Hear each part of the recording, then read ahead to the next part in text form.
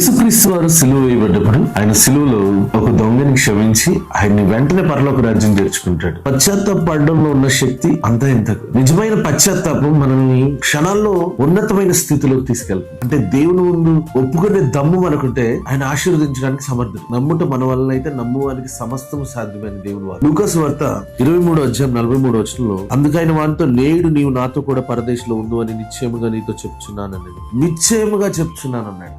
నిశ్చయమైన మాటలు పశ్చాత్తాపం వల్లనే వస్తాయి. నిజమైన పశ్చాత్తాపము మనల్ని దేవుని సన్నిధికి చేరుస్తాయి.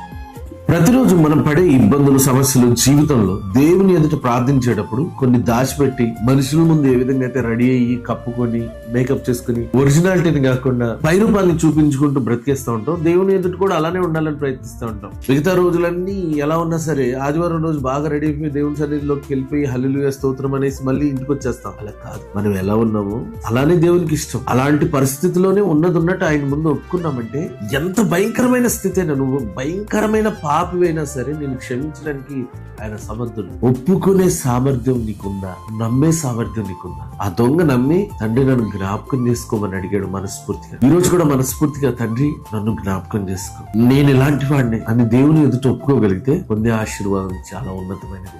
దేవుడు మిమ్మల్ని ఆశీర్వదించును గాక. God bless you.